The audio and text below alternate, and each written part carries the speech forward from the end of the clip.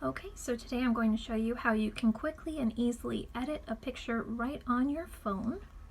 In this case, I'm using an iPhone, and I would like to do some edits to this picture of Harper watching a butterfly that has landed on her. So I'm going to go to where it says Edit in the top right corner.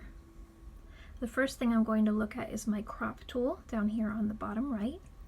The crop tool gives me the option to either mirror my photo, change the orientation if I'd like, crop it to different sizes, and I can change how it lines up.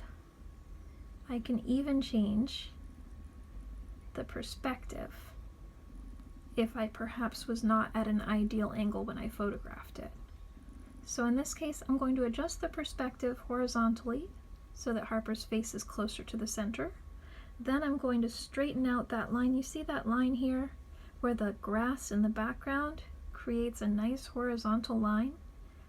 And you'll see that when I do this, I get this sort of tic-tac-toe board that allows me to more easily check to make sure I'm in focus. Now I'm going to zoom in just a little bit so that you can really see the butterfly, but I want to make sure I'm not cutting off her hand. I don't have a choice about cutting off her feet because of where the photo came from, but I can do this, and that gives me a nice perspective here where you're looking at her face, which is looking at the butterfly, and it's bouncing back. I'll go ahead and click Adjust to go back to my other sliders. Exposure will bring up the lightness, but sometimes that can blow out a photo. Brilliance is a great way to bring out the light in your photo without going overboard. Highlights, if you do get a photo that has bright white spots, you can get rid of those by bringing down the highlights. Shadows is one of my favorites. You can lift that up to bring out the shadows so that they go away, or you can darken it for a really moody look if you want.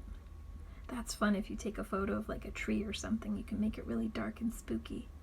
I don't much use contrast brightness or black point.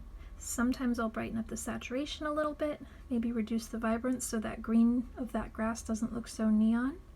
Warm up her skin tone just a smidge. I don't need to use tint sharpness or definition. Noise reduction is fine. This is not a dark photo. If you take a photo in a dark room, you can use noise reduction to take away some of the grain. Vignette, I love to use subtly. If you use it all the way, you'll see it makes dark shadows in the corners.